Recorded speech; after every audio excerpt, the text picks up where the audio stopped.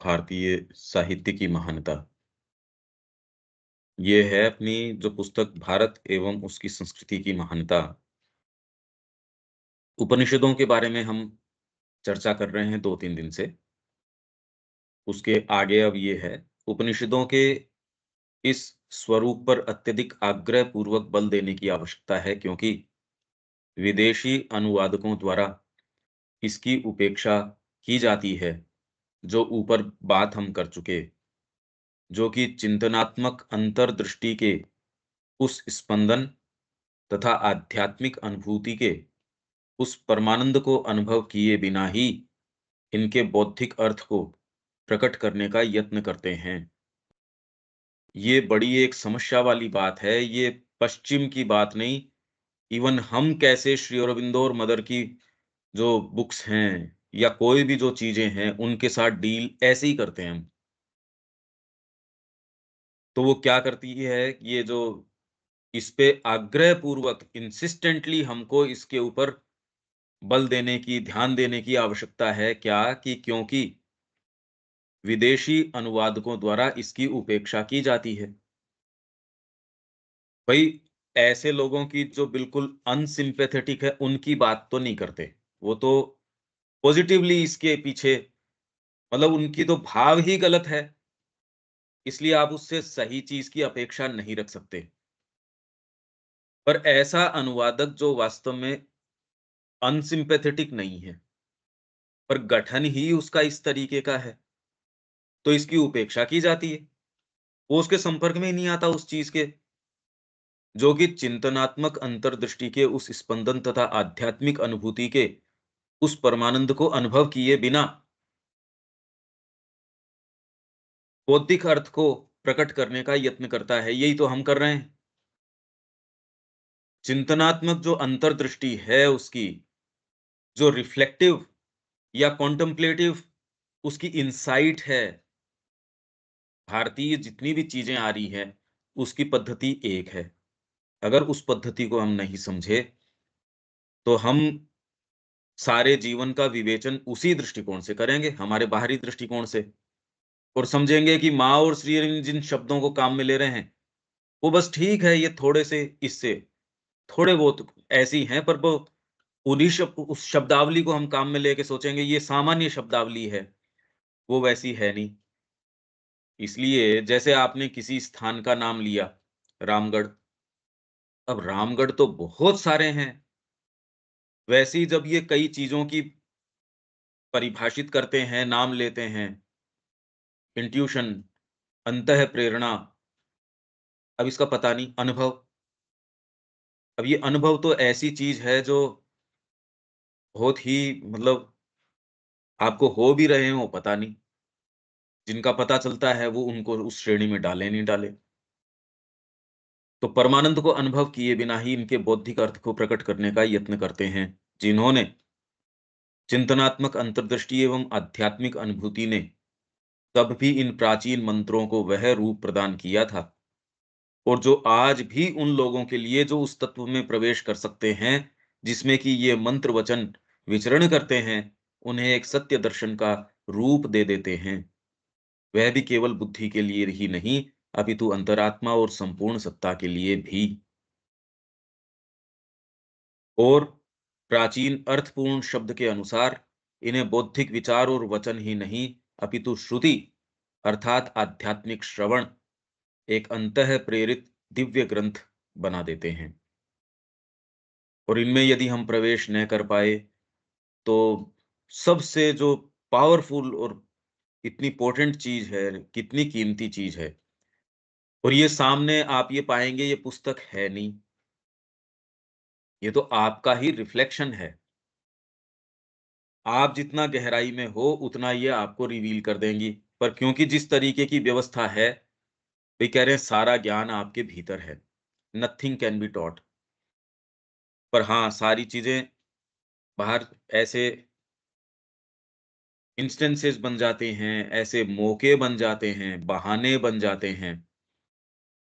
यूँ तो सावित्री पे देखो तो आप क्या है, भई कागज़ के ऊपर अक्षर लिखे हुए हैं।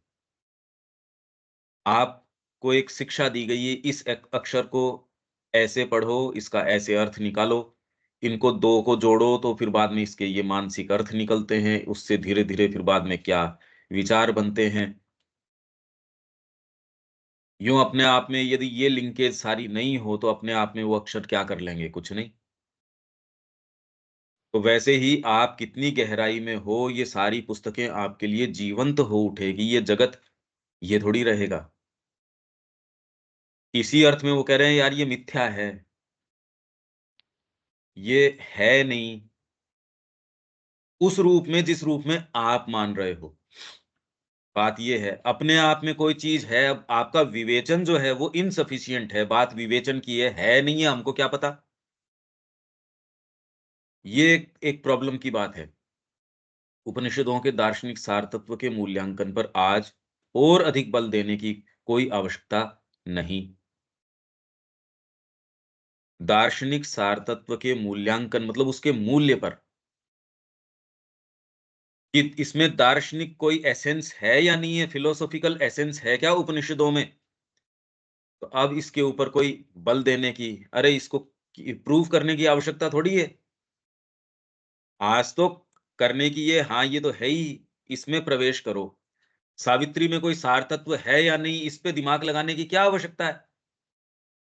ये तो एक्चुअल प्रवेश की बात है, हाँ भी प्रवेश करो। क्योंकि श्रेष्ठतम विचारकों के द्वारा इसे दी गई प्रचुरतम मान्यता का यदि अभाव भी होता, तो भी दर्शन का संपूर्ण इतिहास अपनी साक्षी देने के लिए उपस्थित होता। दर्शन का संपूर्ण इतिहास, फिलोसॉफी की पूरी हिस्ट्री, वो क्या कहती? अरे भई मैं अपनी प्रेरणा यहाँ से ले रही हूँ। गीता कह रही है कि मैं अपनी प्रेरणा यहाँ से ले रही हूँ, तो साक्षी दे ही रहे हैं सारे के सारे। आप किन्हीं को भी खोलते हो, रामचरितमानस को खोलते हो तो उसके अंदर वही पौराणिक कथाएँ। उसको अगर और उसको ट्रेस बैक करो तो वो कहाँ से आ रहे हैं जी, ये इससे आ रहे हैं, ये इससे आ रहे हैं। हम नहीं कर पा रहे, भई हम तो प्रवेश कर ही नहीं रहे। पर अपने आप के अंदर दर्शन का संपूर्ण इतिहास वो तो आपको विटनेस सामने प्रस्तुत कर ही रहा है। श्री अरबिंदो ने इसी तरीके से तो वेद को प्रमाण सिद्ध किया। भई एक तो उसका फिलोलॉजिकल ग्राउंड मतलब भाषा विज्ञान, दूसरा हिस्टोरिकल ग्राउंड। अब हिस्टोरिकल ग्राउंड में उन्होंने क्या कहा कि देखो मैंने इसका ये अर्थ निकाला है। तो क्या इसके जो कंटेम्परेरी या जो पुराने लोग इसके नज़दीक थे, वो क्या इसको इस अर्थ में समझते थे? तो वो कह रहे हैं हाँ, समझते थे। कैसे? देखो इस उपनिषद में ये वाली बात इस तरीके से कही गई है, सेम वही बात। वो ही अग्नि वाली बात ईशोपनिषद के अंदर कही गई है और वही अर्थ के अंदर मैं ले रहा हूँ, तो बिल्कुल साक्ष्य प्रस्तुत हो गया कि गोल्डन लिड है, इसको ये या फिर कोई चीज़ इसको ढकती है, ये स्वर्णमय ढक्कन है, ये देखो वेद के अंदर ये है, उपनिषद के अंदर इसी अर्थ में इस तरीके से इसको रिवील, तो उन्होंने अलग-अलग इस तरीके के इंस्टेंसेस दे दिए कि हाँ, ठीक है, इतिहास में भी भई आप अनुवाद कर रहे हो कोई चीज़ का, कोई टेक्स्ट का, तो अभी जहाँ तक विचारों की बात है, वहाँ तक तो ठीक है, पर कुछ नाम ऐसे हैं जो विचार नहीं, वो नाम तो नाम से ही आपको लिखना पड़ेगा। अब हे कौन्ते, ये तो कौन्ती कुंती का पुत्र ऐसे, भई कौन्तेय का तो कौन्तेय मतलब जो प्रॉपर वोकेबल्स हैं, वो तो आपको वही लिखने पड़ेंगे। तो क्या उसके कंटेम्परेरीज़ के लिए भी वो वही अर्थ रखते थे? अब ये कुछ साहित्य की ऐसी चीज़ें हैं, उसमें मनमाने जो एटीट्यूड है, वो नहीं चल सकता। इसलिए इनके मैंने तो ये तो इस कसौटी पे उतारा। क्या हिस्टोरिकली इसी दृष्टिकोण से इनको समझा जाता था, तो उन्होंने कहा हाँ, इसको प्रमाण सिद्ध किया और फिर बाद में अनुभव। इन सब कसौटियों के ऊपर उन्होंने अपना जो वेद की हाइपोथेसिस है, तो वैसे ही ये कह रहे हैं। मैं आपको एक प्रक्रिया बता रहा हूँ, जब आप सीरियसली इसके अंदर प्रवेश करते हैं तब, नहीं तो प्रमाण नहीं होता हमारे पास। आप कोई भी कृति पकड़ेंगे, उसके ऊपर सपोज़ आपको एक पैसेज दे दिया, लिखो भैया इसके ऊपर। आप ऐसे सोर्सेज़ को भी रेफ़र करने के लिए बाध्य होंगे, जो पहले आप जिसको कोई ज़्यादा सिग्निफिकेंट नहीं समझते थे, पर कि देख लेते हैं यार इसने कुछ कहा हो तो। आप कोई कार्य कर रहे हैं तो देख लेते हैं भई इस सिंबल के बारे में इसने कुछ कह रखा हो। अगर 2 शब्द के बारे में भी कुछ ये कह देगा तो हो सकता है अपने कृति के अंदर कुछ न कुछ ऐड ऑन हो ही जाए। यूँ आप इंडिपेंडेंटली उस कृति को कभी टच ही नहीं करते क्योंकि आप जानते हो भई इसमें कोई विशेष है नहीं। सावित्री पे आपने कमेंट्री शुरू करी सपोज़, अब जिनको आप इंडिपेंडेंटली कभी नहीं पढ़ते, आप सारों को मँगा लेंगे। मँगाने के बाद एक-एक को पहले तो ध्यान से आपका एक अपना अनुभव है, एक अपनी चीज़ है, सारा आपने खूब मेहनत उसके पीछे करी है और आपको उसके अनुभव भी हैं। उसका पूरी भाषा का आपको सेंस भी है कि यहाँ ये शब्द एडजेक्टिव है कि नाउन है या वर्ब के रूप में काम में आ रहा है। ये बड़ा इम्पोर्टेंट है सावित्री के अंदर। एक ही शब्द को आप अगर उस समय नाउन के रूप में लेते हो, एकदम अर्थ चेंज हो जाएगा। तो आपके पास क्या प्रमाण है कि आप जो समझ रहे हो वो ही बात है? हाँ, तो मैंने ये देखा कि इसमें देखो मैंने ये इसको भी रेफ़र किया, इसको भी रेफ़र किया, 5, 4, 10 जो भी लोगों ने इसके विषय में कुछ लिखा है या कुछ, वो मैं रेफ़र कर लेता हूँ। अब एट लीस्ट कम से कम गिवन एक मेरे को ग्राउंड है, उसको मैंने ट्रेस किया हुआ है। तो इंक्वायरी का एक एक साउंड तरीका है, भी एक एक सही रैशनल तरीका है। वैसे ही श्री अरबिंदो यहाँ बात कर रहे हैं, ये सेंटेंसेस मैं कह रहा हूँ क्यों आ रहे हैं ये सेंटेंस? वो क्योंकि उनको लिखना था इसके ऊपर। आज हम तो रिसीविंग एंड के ऊपर हैं, इसलिए हम इसको एप्रिशिएट नहीं कर पा रहे। यदि आप भी गिविंग एंड के ऊपर अगर हो जाएँगे, आपको लिखना है कोई एक पैसेज के ऊपर, आप रेफर करेंगे सारों को, बाध्य होंगे, यदि आप सिंसियर हैं तो। उपनिषद उन अनेकानेक गहन दर्शनों और धर्मों का सर्वसम्मत मूल स्रोत रहे हैं, ठीक है? जो कि उनसे उसी प्रकार प्रवाहित हुए जिस प्रकार भारत की बड़ी-बड़ी नदियाँ हिमालय की गोद से प्रवाहित हुई। भई आज यहाँ कोई भी गुरु परंपरा है, कोई-सी भी परंपरा जो यहाँ चालू है, आप उसको कहेंगे जैसे दत्तात्रेय तो उसको कहेंगे कैसे? तो वो कहेंगे जी हमारा मूल यहाँ से है। यहाँ हमारा इन पुराणों में भी मिलता है, हमारा फिर बाद में इस उपनिषद के अंदर इसके इस सत्य से हमारा हमारे गुरुजी को ये हुआ था। हम इस चीज़ को परंपरागत रूप से इस विचार को और उसकी साधना पद्धति है साथ में। खाली विचार नहीं विचार कैसे चल सकता है? ये बताइए आप। शंकराचार्य जी के मठ में जाएँगे तो तब से लेके अब तक के सारे हैं, वो पूरे नाम हैं उनके। और पीछे की जो वेद के समय से जो परंपराएँ हैं, उनके सबके नाम वहाँ से लिखे आ रहे हैं। शंकराचार्य जी की गद्दी गद्दी कोई ये नई तो है नहीं, वो कह रहे हैं हमारा इतने पुराने तक वो ट्रेस बैक कर रहे हैं, यहाँ तक है। ये कह रहे हैं हम तो नहीं मानते। अब इनके मानने नहीं मानने से क्या फ़र्क पड़ता है, ये तो नाम बता रहे हैं, उनका पूरा भारत में इतिहास लिखने का, उसको बचाए रखने का जिस तरीके का है और कहीं इस तरीके का नहीं है। आप अपने कहीं भी जो स्थल हैं, वहाँ चले जाओ, हरिद्वार के अंदर वो मेंटेन कर रहे हैं आपका पूरा। आपके ऊपर चले जाओ, बद्रीनाथ वगैरह के अंदर चले जाओ, वो सब मेंटेन कर रहे हैं आपका। क्यों कर रहे हैं ऐसा? और कहीं तो इतिहास की ऐसी परंपरा ही उनके पास है ही नहीं ऐसा इतिहास। यहाँ हर जगह और हम इसको इसी को स्वीकार नहीं कर रहे, कितनी ज़ोरदार बात है। अगर आप इसको ट्रेस बैक करोगे, आपको वापस आपके जितने भी ग्रंथ हैं, जितने भी ये सारे स्तंभ हैं, वो तो सारे आ ही जाएँगे। ये सारे हिस्टोरिकल हैं और हम अपनी ही हिस्टोरिसिटी को जो है अंडरमाइन करने पे तुले हुए हैं। क्योंकि न तो हम इस पे ध्यान दे रहे, कोई दूसरा आता है जाकिर नायक जैसा वो कहता आपके वेदों में ये लिखा, बताओ जाकिर नायक हमको बताएगा, इससे ज़्यादा नीचे हम कैसे जा सकते हैं? जैसे श्री अरविंद ने कहा राजा रवि वर्मा हमको बताएगा। तो ओहो! भई इससे नीचे हम कहाँ जा सकते हैं आर्ट के अंदर। हमको तो ये भी नहीं पता कि रवि वर्मा क्या कर रहा है, वो कितना इतना नीचे कैसे हमको बहुत अच्छी लगती है। इसीलिए तो सारे अपनी बैठकों में लगा-लगा के सजा रहे थे उसको, उनको तो अच्छी लग रही थी। और श्री अरविंद ने कहा हमारा टेस्ट देखो कहाँ गया। यही बात हमारी आज के विषय में। ये कुछ लोग बैठते हैं और धर्म का निरूपण करते हैं, विवेचन करते हैं और आप कह रहे हो देखो ये भी तो कर रहा है। वेदों को ये भी आजकल एक्सप्लेन कर रहा है। भारत जो है विश्व गुरु बनने की ओर है, क्यों? वो ये देखो ये भी ये बात कह रहा है। अरे पहले ये तो समझो वो कह रहा है या इसको उसके धागे उधेड़ रहा है। हमको यही नहीं पता। विवेकानंद जी कह रहे थे मैक्स मूलर को मिलके कि ये हितैषी है, उनको आइडिया ही नहीं था उस समय। ये तो उसके पत्र हैं और हमारी सनातन धर्म वाली में।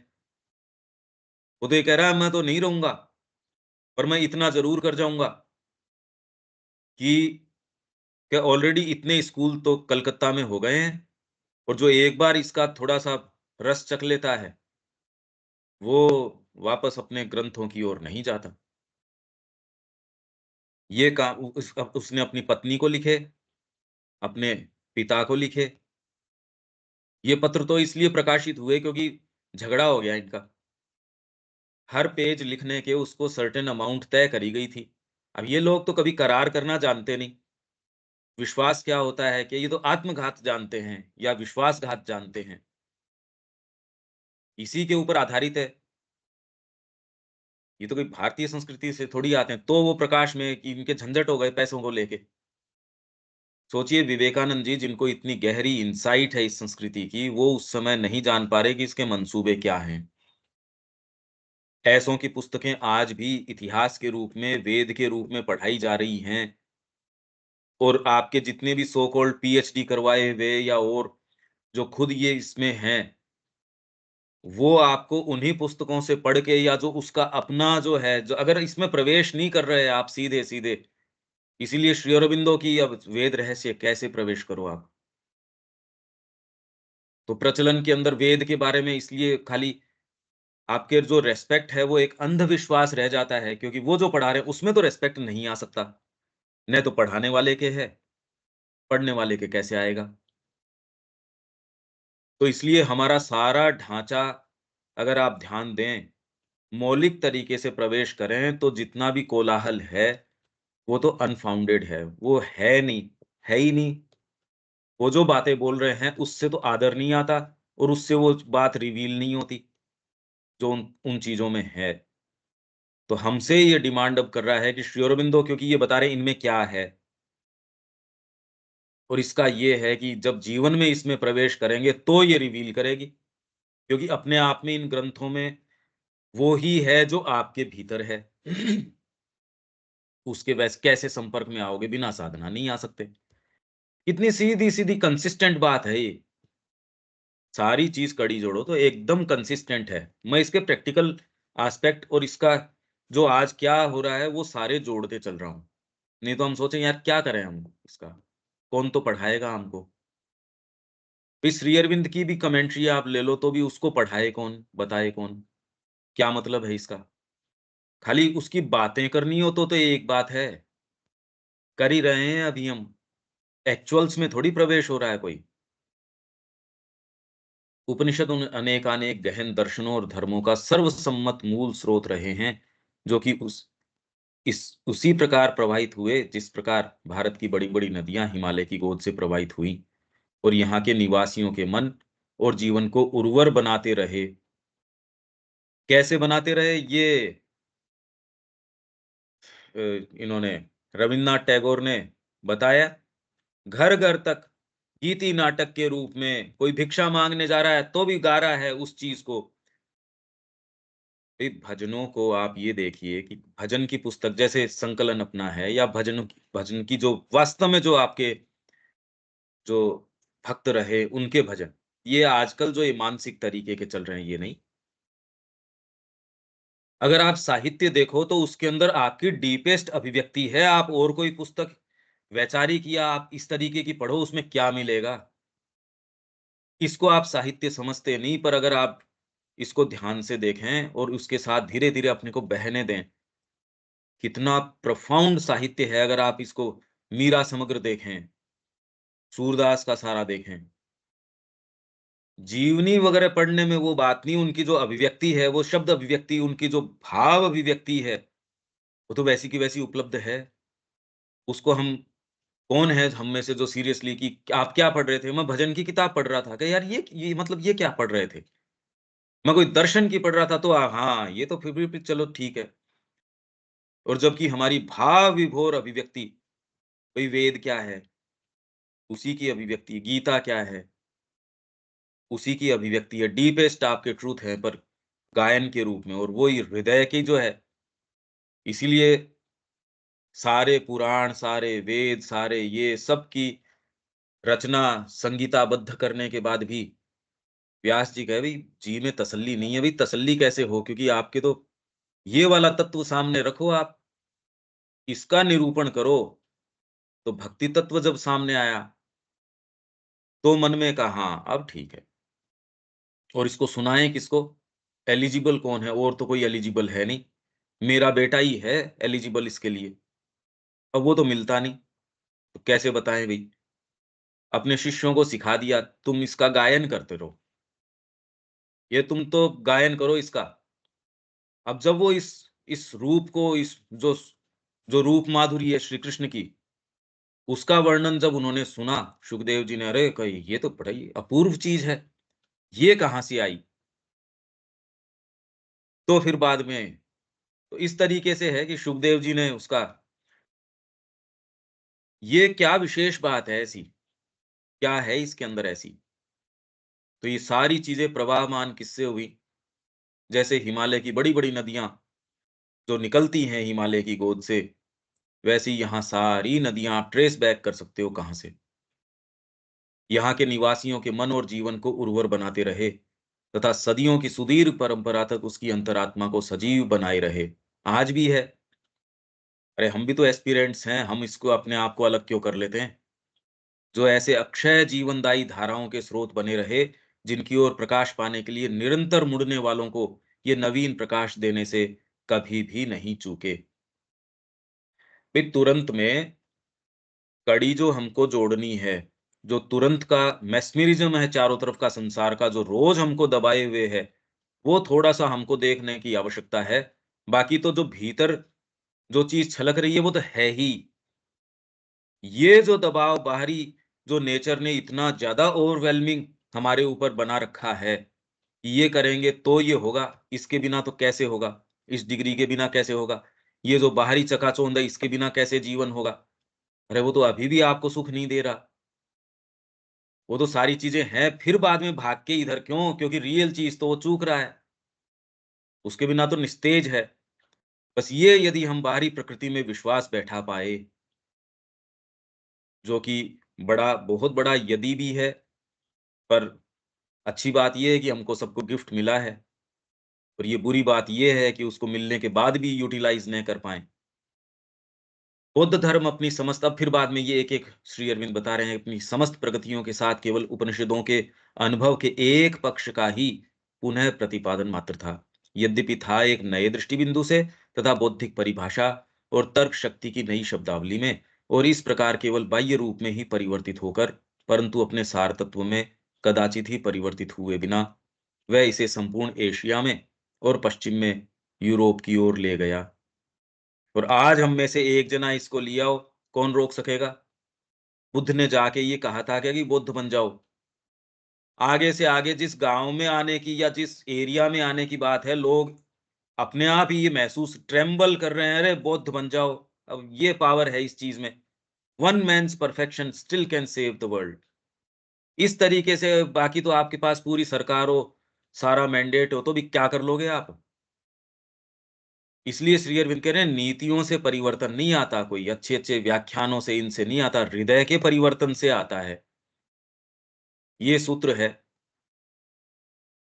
और ये सारों के पास है। हम में से एक जना ऐसे नहीं है कि भई ये किसी को कम मिला है, किसी को ज़्यादा मिला है, तो काम में ले इसको। पाइथागोरस और प्लेटो की विचारधारा के अधिकतर भाग में उपनिषदों के विचार ढूँढे जा सकते हैं और वे ही नियोप्लेटोनिस्ट्स और गुह्य ज्ञानवाद का भी गहनतम भाग हैं। वो लोग इस तरीके की कुछ बातें करते हैं, पर यदि आप ट्रेस बैक करोगे वो सारे के सारे पर ट्रेस बैक कैसे करो?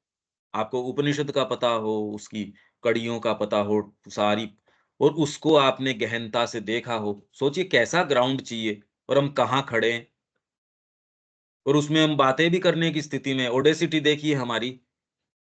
इतनी ऐसी स्थिति के अंदर होने के बावजूद हम इस सेंस में कि हम कुछ जानते हैं, हम भी कुछ कहने की स्थिति में हैं। अरे यार, तुम पहले तैयारी की स्थिति करो। आपको लगता है नहीं, नहीं जगत तो ऐसा है, इसके ये नियम हैं। पहले तो परिभाषा तो सीखो। गहनतम भाग है जिसके पश्चिम के दार्शनिक चिंतन पर गहरे प्रभाव रहे हैं, और सूफी मत भी उन्हीं को एक अन्य धार्मिक भाषा में दोहराता है। जर्मन दर्शन शास्त्र का अधिकतर भाग अपने सारतत्व में उन महान सत्यों के बौद्धिक विकास से अधिक कुछ नहीं है, जिन्हें इस प्राचीन शिक्षा में कहीं अधिक आध्यात्मिक रूप से देखा गया था, और कहीं अधिक आध्यात्मिक रूप से देखा गया था, जो वहां मानसिक रूप से देखा गया है। और आधुनिक विचारधारा इन्हें एक ऐसी अधिक गंभीर, सजीव और तीव्र ग्रहणशीलता के साथ वेग पूर्वक आत्मसात कर रही है, जो दार्शनिक तथा धार्मिक दोनों प्रकार के चिंतन में क्रांति की आशा बंधाती है। वो बंधाती है या नहीं बंधाती, अब जब माँ और श्री अरविंद आ गए, इससे बड़ी और क्रांति, ये तो पूरा, इन्होंने तो जगत नया निर्माण कर दिया। विश्वास करो और उस जगत में रहो। हम क्यों दूसरे जगत में रहना चाहते हैं, जिसमें कोई आशा नहीं, जिसमें कोई प्रकाश नहीं, जिसमें कोई चेतना नहीं, जिसमें कोई मतलब कुछ अच्छा नहीं। उस जगत को आप रियलिटी मानते हो जिसमें कोई चीज़ अच्छी नहीं, और इसको आप केवल यूँ कपोल कल्पना। अब कितनी विचित्र बात है ये देखिए आप, हम मानने को तैयार ही नहीं कि इन्होंने एक जगत का निर्माण कर दिया। और अभी चॉइस क्या है, मतलब क्या विकल्प है इसमें? ये जो वर्तमान है इसके अंदर तो आप देख ही रहे हो। आप कोई अच्छी आशा कर ही नहीं सकते, परिवार में नहीं कर सकते, कोई बाहर नहीं कर सकते। इसीलिए आपको कहना पड़ता है कि आपके डर इसी बात का तो है, भई जगत ऐसा है, इसके पास डिग्री होगी तो कुछ पेट भर लेगा। ये है विश्वास, इसी बात का तो है। और ठीक ही है, आप जिस जगत में रह रहे हो उसमें तो ये सारे हों तो वो बेचारा अपनी कोई लिविंग बना पाए तो मुश्किल है। और इसके अंदर पूरा एक कन्विक्शन से जीते हो, पर इसका कोई सेंस नहीं। न आने दिया जाता, सेंटिनल्स लगे हुए हैं, फ़ियर, डिस्ट्रस्ट, स्केप्टिसिज्म। ये कहते हैं चलो भैया, चरागाह में चरते रहो, भेड़ हो तुम। कहीं तो वे अनेक परोक्ष प्रभावों के द्वारा छन-छन कर पहुँच रहे हैं, और कहीं प्रत्यक्ष और खुली प्रणालिकाओं द्वारा शनैः-शनैः संचरित हो रहे हैं। और इसमें जो खुली प्रणालिकाएँ हैं, वो हमको लगती नहीं वैसी। इसके गीति नाटक हैं, इसके भजन हैं, इसके जो इस तरीके की विशेष जो प्रस्तुतियाँ हैं, वो आपको लगती है ठीक है, एक एक किंवदंतियाँ हैं ये। वो खुली प्रणालिकाओं के अंदर सामने आ रहे हैं आपके। ये जो माइंड से जो छन-छन के आता है परोक्ष प्रभाव, उसको एक्चुअल में हमारा क्या तरीका है, जो खूब सारी चर्चा, परिचर्चा, तो इसमें मुद्दा क्या निकला? मुद्दा कुछ नहीं। कि उसमें परोक्ष तरीके से मुश्किल से, यदि आप बड़ी मुश्किल से ध्यान दो तो छन के कोई चीज़ आ जाए। खुली प्रणालिकाएँ जो साफ-साफ भरत जी का चरित्र है। अब कितनों का उसमें, अरे यार ये धार्मिक बातें हैं, दादी अम्मा की बातें हैं ये। ये साफ-साफ है, ये खुल के सामने आ रही, और भई ये तो मैं एक उदाहरण दे रहा हूँ। खुली प्रणालिकाओं, योग पद्धतियाँ हैं, आपके साधना पद्धतियाँ हैं, डायरेक्ट है एकदम। कदाचित ही ऐसा कोई प्रधान दार्शनिक विचार हो जिसका प्रमाण या बीज या संकेत इन प्राचीन ग्रंथों में न मिल सके। यही मैं ये कह रहा था कि कोई गहरे से गहरा अनुभव आपको हो जाए, वो दर्ज मिलता है। ये कैसे हुआ? ये कैसे संभव हो सकता है? एक व्यक्ति कैसे कर सकता है, या कितने भी व्यक्ति मिलके ये कैसे कर सकते हैं कि आध्यात्मिक अनुभव जो भी आपको आने वाले समय में, भई वेद तो पहले से है ही, कितने लंबे समय से। श्री अरविंद को जो अनुभव हुए, और माँ ने फिर बाद में कुछ नरेट किए अपने अनुभव। श्री अरविंद ने कहा ये तो थ्रू एंड थ्रू वैदिक है, पर इसको वैदिक भाषा के अंदर भी ये तो और ज़्यादा पुरातन और गंभीर है। इसको तो वैदिक के रूप में माना ही नहीं जाएगा, पर अपने आप में ये बहुत ज़्यादा प्रोफाउंडली वैदिक एक्सपीरियंस है। जब माताजी सारे अवतारों के मूल के बारे में बात कर रही थी, कुछ इस तरीके की बातें माँ कर रही थी,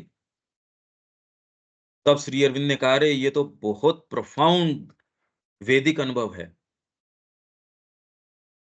तो अब ये कैसे आ गया? ये बार-बार विचार यदि हम करें, तो यदि सारी चीज़ें वहाँ हैं, तो हम उसमें प्रवेश करते हैं, तो अलग से साधना की आवश्यकता नहीं है, वो तो उससे बेटर साधना क्या करोगे?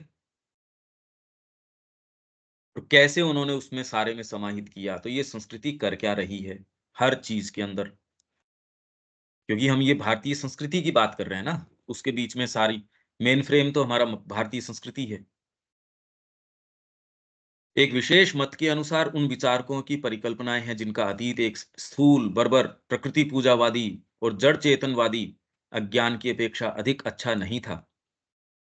कहते हैं ऐसा, मतलब ये एक सार्कास्टिक तरीके से है कि आप क्या कह रहे हो, स्थूल लोग थे, ग्रोस, बर्बर, बार्बरिक, और ये नेचर वर्शिप के अंदर लगे रहे थे। बताओ कहाँ अग्नि, इनको यही नहीं पता था, वायुदेव, अरे ये कोई, इसको ही पर्सोनिफाई कर दिया, इसी की पूजा कर रहे हैं, नदी की और की पहाड़ों की।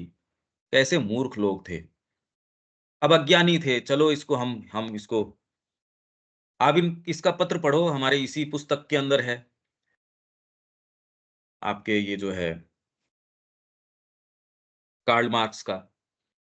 उन्होंने कहा भारत में जितनी यातनाएं दी गई और कहीं इतनी यातनाएं नहीं। और अब देखो कोई तो अपने हाथ गंदे करता ही, जैसे ये बर्बर लोग हैं, कोई तो किसी को तो करना पड़ता। अब इसमें इन्होंने, अंग्रेजों ने किया तो ठीक है भाई, बाकी इतनी यातनाएं तो और कहीं नहीं। इस इनका एक पत्र अपन ने इसमें दिया है, आप उसको खोल के देख सकते हैं, सनातन धर्म वाली पुस्तक। ये तो जो आपके अच्छे विचारक आप कह रहे हो, उनके विचार हैं ये। कि बताओ इससे घटिया लोग और क्या हो सकते हैं। जो गो सबला सबाला जो है, उसके तो चरण पकड़ रहे हैं ये, मतलब जो आपकी कामधेनु है। और बंदर को भगवान बना रखा है, हनुमान।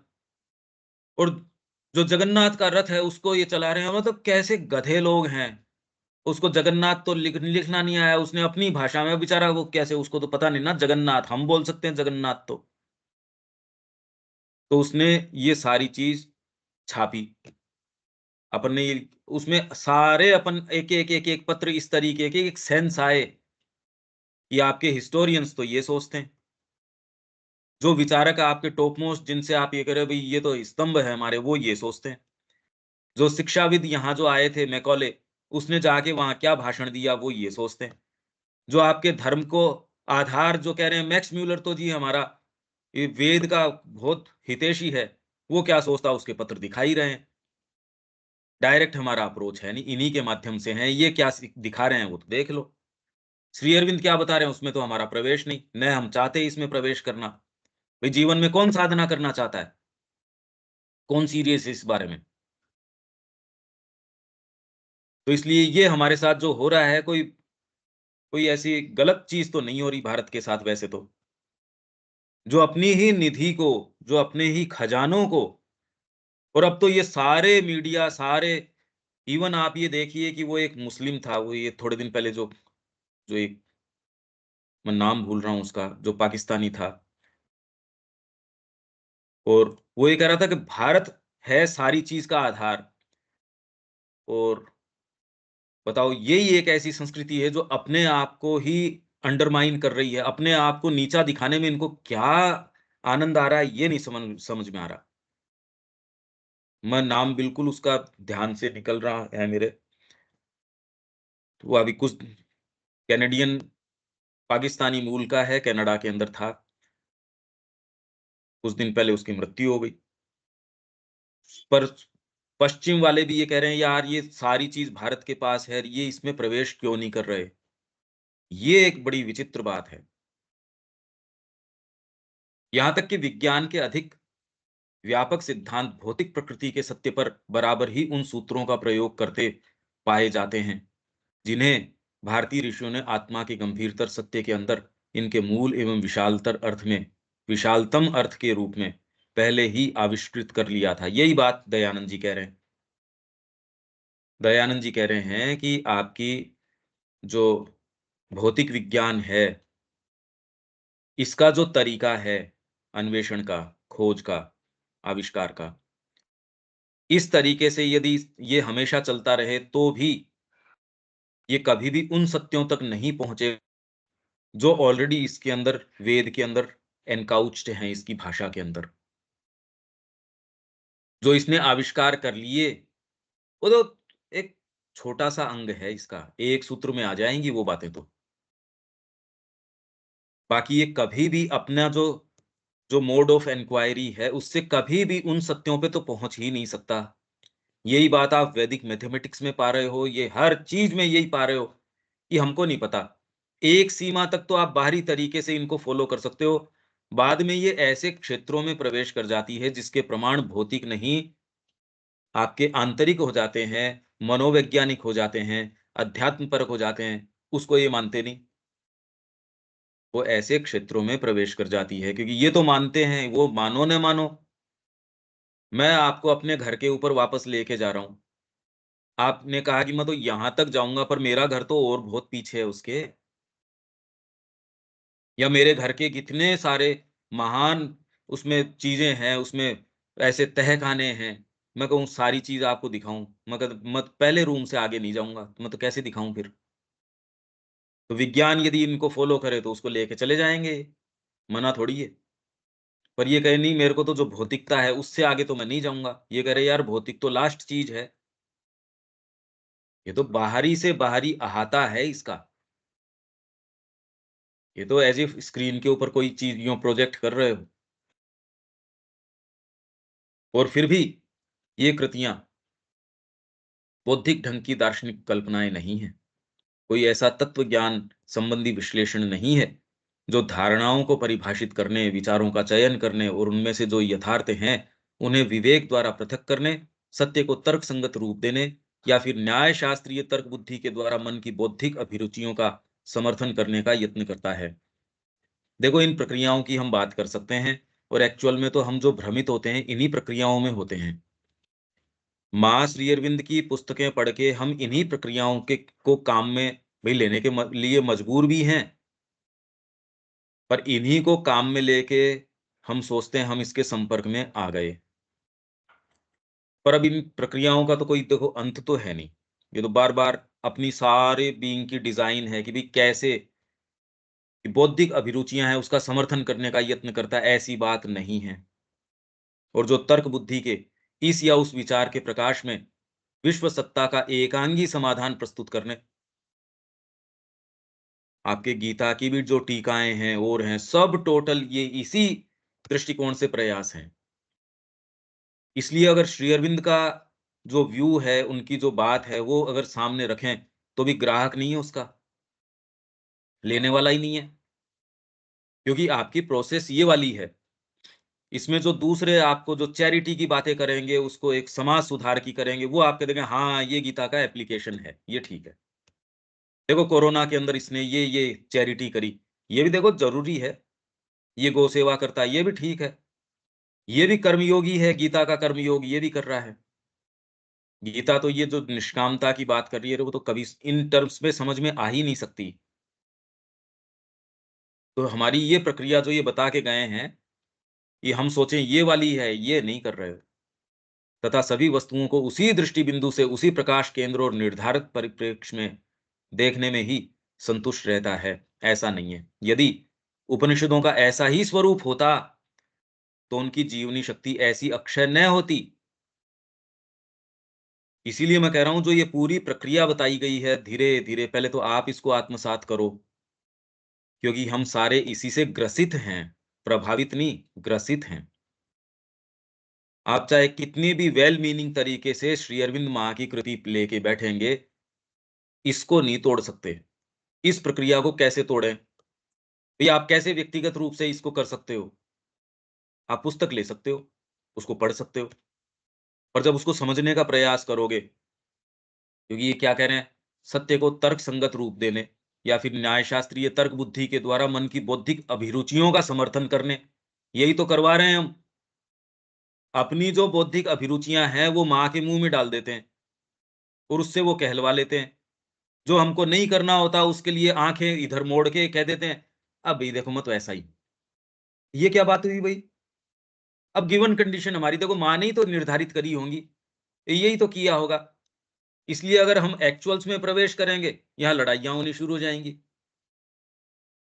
इसलिए ये कैसे है इसके उदाहरण तो आप खोजो, कि आप अगर उसमें संपर्क में आओगे और ऐसे ही आते हैं, हम इसको इस कड़ी को कैसे तोड़ें? रहस्य तो इसमें छिपा है।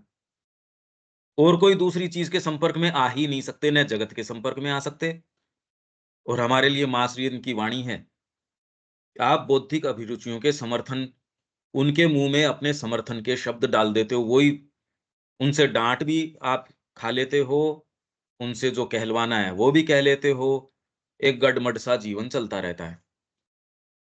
यदि उपनिषदों का ऐसा ही स्वरूप होता, तो उनकी जीवनी शक्ति ऐसी अक्षय न होती। वे ऐसा अमोघ प्रभाव न डाल पाते, ऐसे परिणाम उत्पन्न न कर पाते और न आज अपने अभिकथनों को अनुसंधान के अन्य क्षेत्रों में तथा सर्वथा विपरीत पद्धतियों के द्वारा स्वतंत्र रूप से उचित ठहराया जाता न पाते। विपरीत पद्धतियों से भी यदि आप इनमें प्रवेश करते हो, तो भी आप मूल तक अरे भी किसी भी तरीके से पकड़ो, हीरा तो हीरा है। भाई, आप चकमक पत्थर के पास अगर उसको ले जाते हो, किसी भी भाव से ले जाओ, वो तो अपना काम कर देगा। तो स्वतंत्र रूप से आप किसी भी पद्धति, चाहे विपरीत पद्धति, मैं ये नहीं कह रहा कि आप अनसिम्पैथेटिक तरीके से जा रहे हो। पद्धति आप जो जैसे आप मैथ्स के कई जो फ़ॉर्मूले हैं, उनको कह रहे हैं प्रूव करो, तो आप एक उल्टा असम्पशन लेके चलते हैं कि चलो मैं मान लेता हूँ कि ये ऐसे नहीं है, तो अब इससे तो आप लॉजिकली कहते हैं नहीं, नहीं, नहीं, तो ये तो ऐसे नहीं, तो ये ऐसे मैं प्रमाणित करता हूँ। ये तर्क को ऐसे आपको विकसित करने के लिए इस तरीके के हैं। विपरीत मतलब मैं ये नहीं कह रहा कि आप होस्टाइल पद्धतियों से वो नहीं कह रहा मैं। पर क्योंकि इन ऋषियों ने सत्य को केवल विचार का विषय ही नहीं बनाया, अपितु सत्य को देखा था। अवश्य ही उन्होंने उसे अंतर्ज्ञानात्मक विचार एवं प्रकटनकारी रूपक का एक सबल जामा पहनाया था।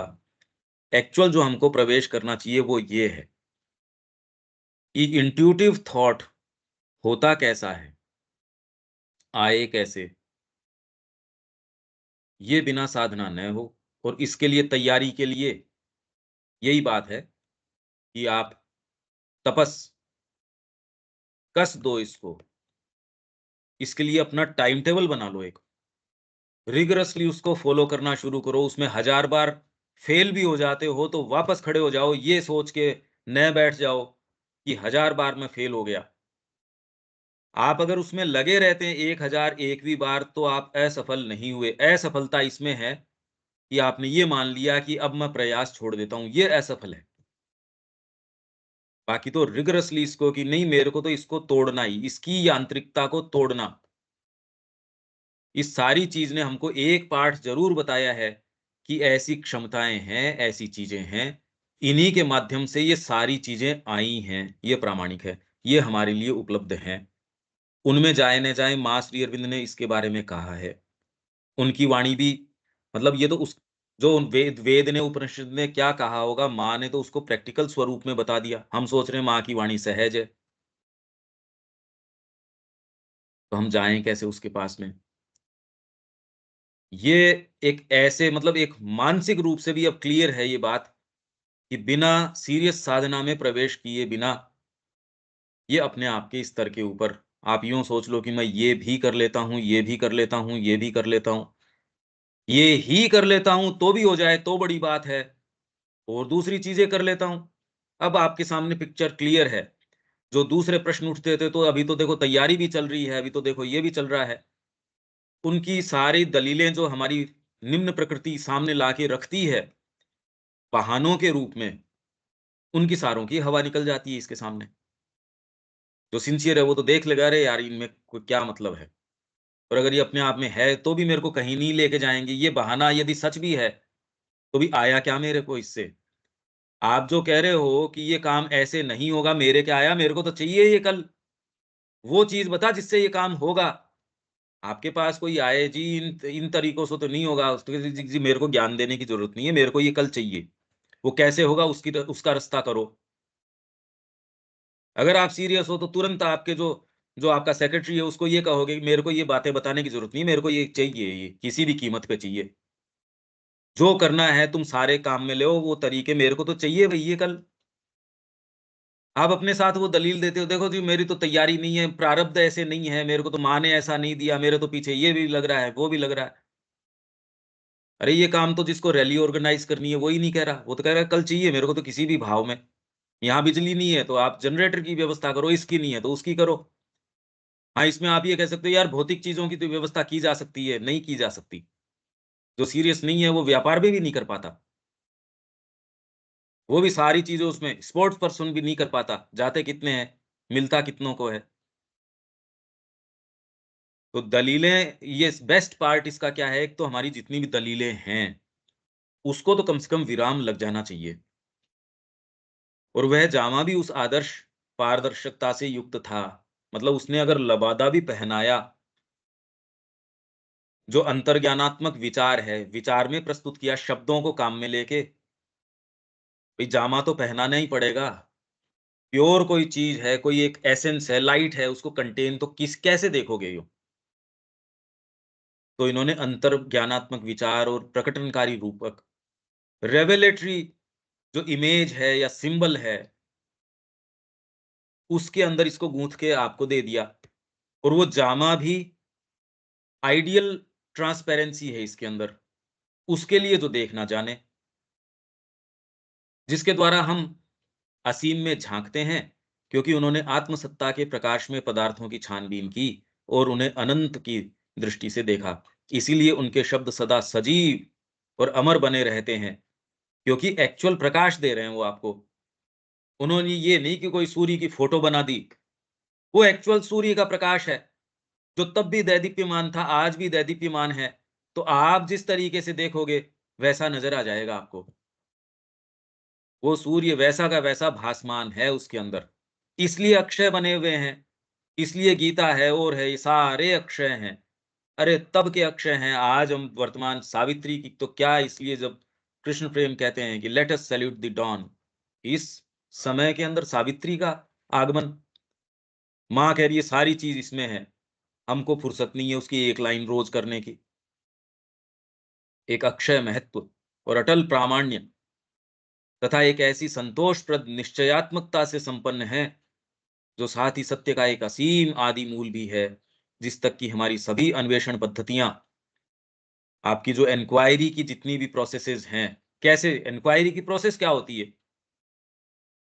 ये शब्द मतलब इतने सरफेस पे नहीं है, कैसे इंक्वायर करोगे आप?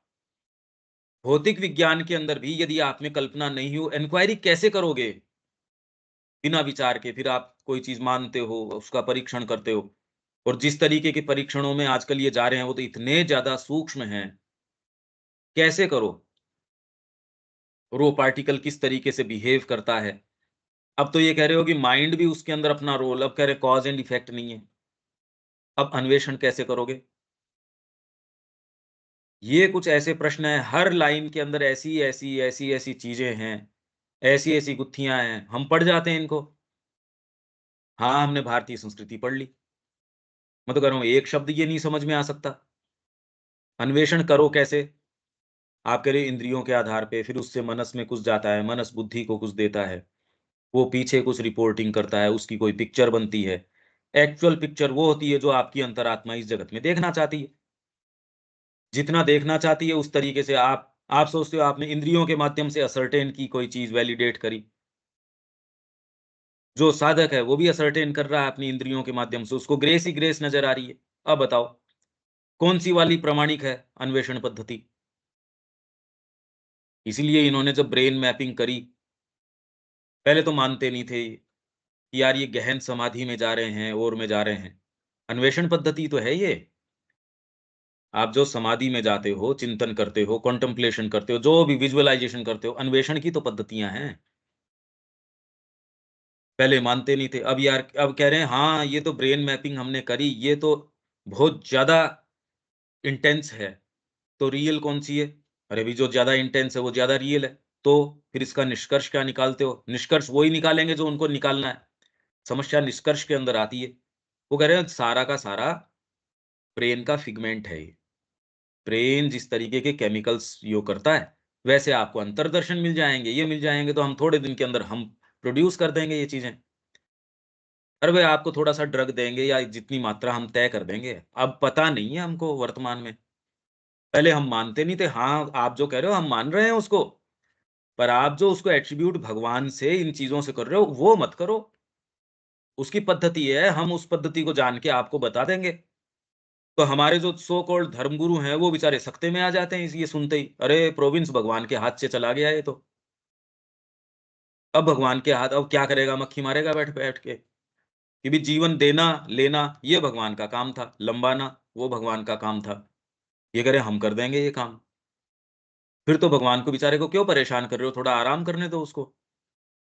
तो ये कह रहे, ओहो! ये तो बात बड़ी समस्या वाली हो गई। ये पादरियों के हुई थी जब पहले स्टीम इंजन आ गया कि भई ये कैसे चल सकता है? जितने भी वहाँ ये आए आपके आविष्कार, उन लोगों ने मार डाला कितनों को तो। करोड़ों तो औरतों को विचेज़ कह के जला डाला। ऐसी संस्कृति आपको वेद के बारे में चिंतन कैसे करना चाहिए वो बता रही है।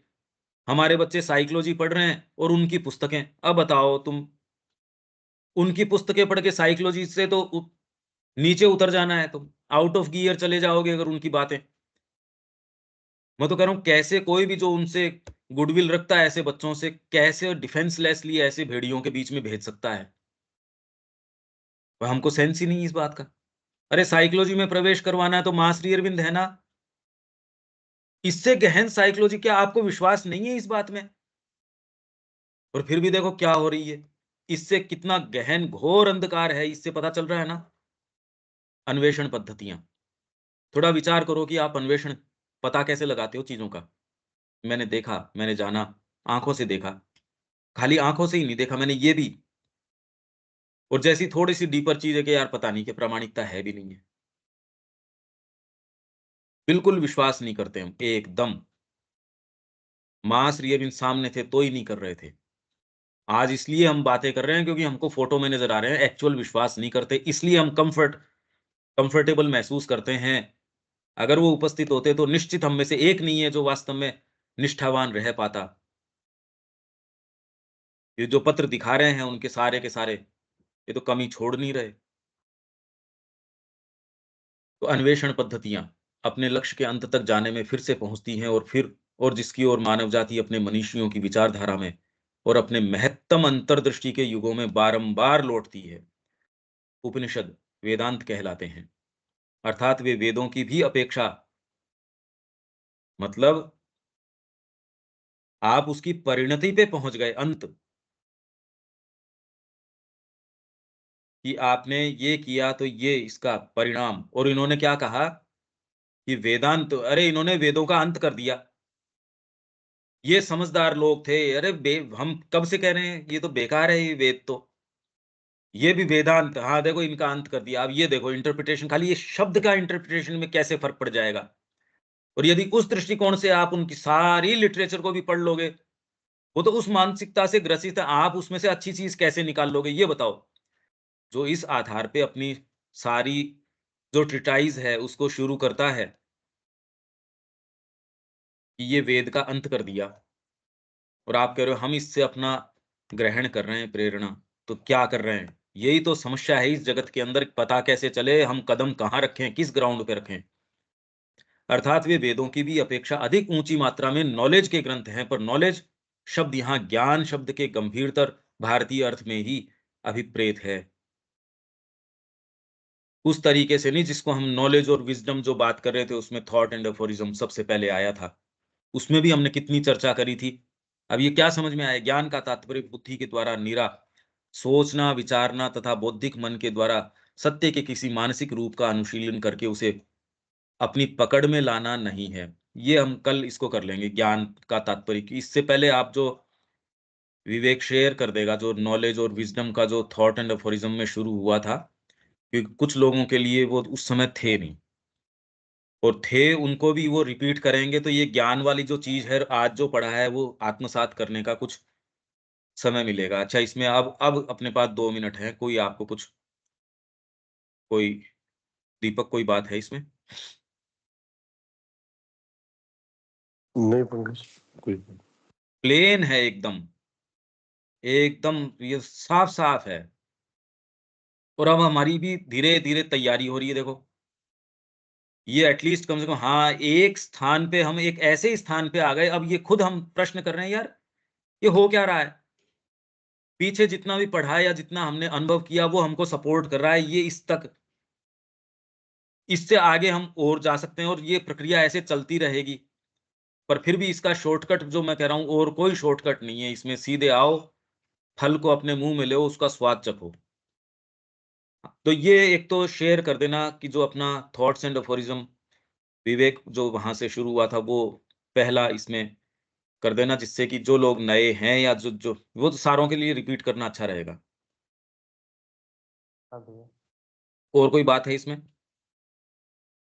बात तो नहीं है, लेकिन बहुत सारी चीज़ें सोचने विचारने के लिए भी इसमें आ रही है कि हम लोग का अप्रोच किस प्रकार है हुँ।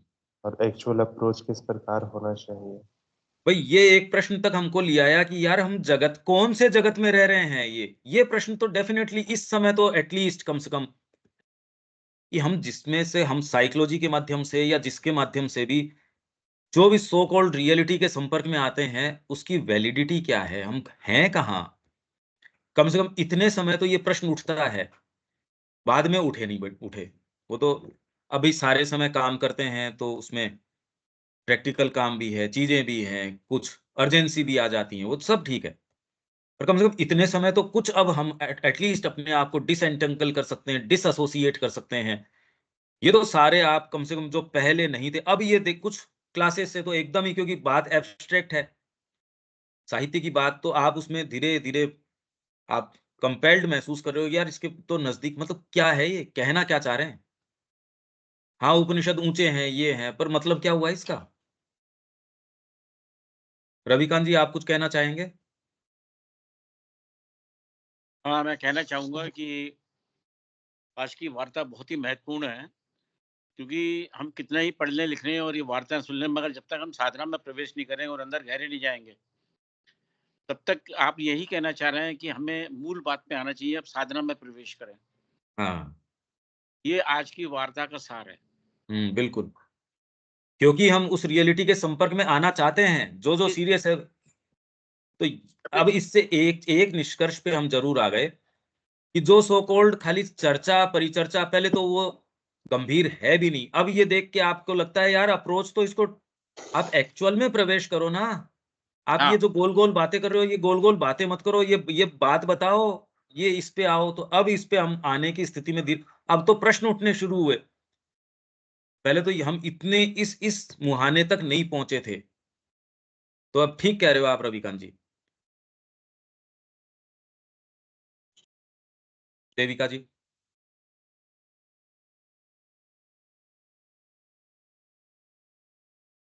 क्वेश्चन नहीं है। दोबारा से ठीक सुनिए। है, और कोई कुछ कहना चाहता है क्या?